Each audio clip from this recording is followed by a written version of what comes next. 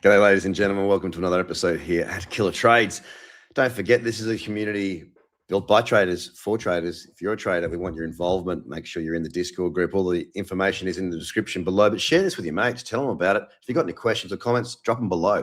Anyway, let's jump straight in and have a look at Bitcoin, because I want to talk to you not only about the perfect conditions for the highest probability outcomes in your trading, but I also want to have a look at the market itself right now, because I think we're at a pretty interesting time. All right, so let's kick off with Bitcoin because, oh my goodness. Look, here's the daily chart. Last week I spoke to you, we pulled back into here. We did break that high, which is what I spoke of.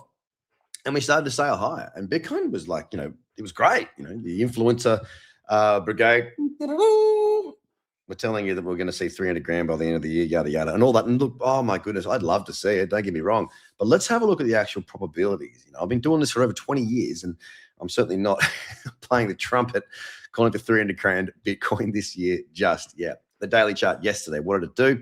1.6% down, which on the surface doesn't look like a great deal. But let's squirrel down a little bit further. For those that have been in the markets for more than a year or more than 6 months even, you'll recall a time late last year when we saw a lot of manipulation, we'll call it manipulation. That was the buzzword at the time. A lot of messy markets, a lot of volatility. Bing, bing, bing, bing, big candle spikes, and then we see the big moves after. Well, it's come back. Now, you recall the headlines not going back too far ago that it was Jane Street's fault. Maybe it was, but we've seen it return here.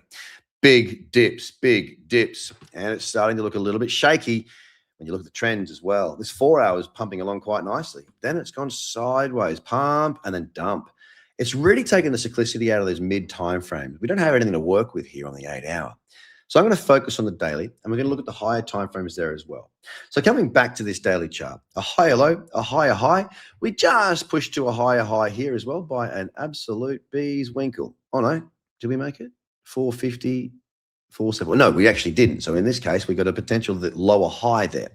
Either way, look, the daily it's a bit of a mess. We wanted to see this continue out through here. We got through a very sideways period, and some selling came in last night. Now, the perfect trading conditions to give me the optimal probability range is when I've got multiple timeframes that are in agreement.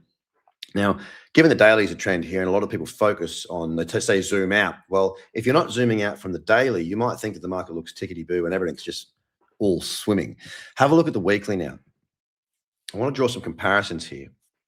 The weekly last time we pulled back up into this zone right here at the beginning of the year, notice that red line. That is a 20-period moving average. Touched there, and then we tanked. Well, we've had a climb back in. We've got a small bearish candle right there at that 20 right now. Do not forget, however, there's only 1 day of trading. So this week could be very different. I mean, pretty much in 6 days, I can just about guarantee it will not look like this. But currently we are right in that question mark area for Bitcoin. Last time we were here, we pushed up, we rejected, we fell. This would be a perfect place for us to have a second wave of selling come in. So with the weekly in a downtrend, back in that zone, and with the daily in an uptrend, well, what do we do? Something else that I want to lean into here is the monthly. Let's not make any, silly claims here. The month is up. It's up 13%. There's 3 days to go. Probably likely that it is going to close up. How much? Well, we'll have to wait for those 3 days to pass. But what I want to see is cyclicity, a confluence, higher low, higher high, higher low, higher high. Then we broke down through what was the higher low. What that did is it ended that monthly uptrend. Okay, so now we go higher high to lower low. There is no trend on the monthly. So when there's no trend on the monthly, it's going to take some time for this trend to reestablish itself. So I can't use the monthly too much. Aside from this, we saw 5 months in a row falling on Bitcoin. Unprecedented, really. From an all-time high to where we pulled back to in 5 months was brutal. It was shocking. So to see a month that we're up, say 13% currently, is that shocking? Is that out of the ordinary? Is that not normal in a downward trend? No. To get a bounce of some kind is completely normal. It's on par with every other bear market that we've seen in the past, aside from the fact that this one has ripped down a heck of a lot harder than those in the past. When we come back to that weekly, we see a downtrend. Okay, that's the highest time frame that we have that is currently trending. On the monthly, we have definite downward momentum with the current bounce. On the weekly, it's kind of agreeing with that. The weekly does have the established trend, and it is in an important point. When you come and look at the daily, though, we see somewhat of an uptrend right here. So how do we disseminate this information? How do we learn something from this? How do we go ahead with this new understanding of the confluence that we're looking for? Well, the daily is in an uptrend. So should I just be buying and trading with that trend? Well, potentially, yeah. If a trend sets up, I'm happy to go with the momentum. But don't forget that our weekly is also in a very strong downtrend. The perfect conditions for me, and that's what this video is really about, is to walk you through what I'm seeing on Bitcoin, but also to let you know where the perfect trade lives. The perfect trade, to be honest with you, doesn't really exist. You get lots of perfect trades. They should meet your criteria. They should meet your checklist. They should meet your rules of risk, of execution, what you're looking for. Those are a perfect trade. If you execute your plan flawlessly, perfectly done. The way we win in trading is to increase our probabilities of a successful outcome. And the way I do that is by having these timeframes that line up. So if in the perfect case scenario, I would see the weekly in a downtrend, the daily in a downtrend, and the monthly in a downtrend. That would then give me a lot of confidence to be looking for shorts. Now, given that we don't have the monthly in a downtrend, but we do have the monthly definitely in downward momentum, what can I do? Well, I have to lean back into the trends that are actually there. The weekly trend is there. There is a lower high. There is a lower low. It is pulling back into this cradle zone right now. And we know what it did last time. In fact, let's break this down. From the point at which we tapped that 20 to the low, we saw a 38% move.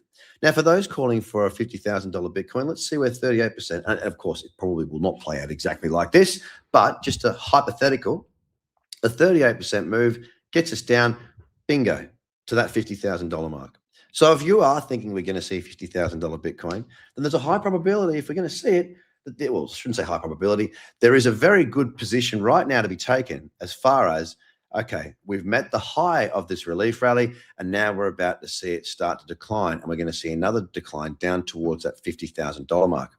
Now, again, I will caveat that with these are high time frames. It doesn't mean you can't trade the lowers and do really, really well, both long and short.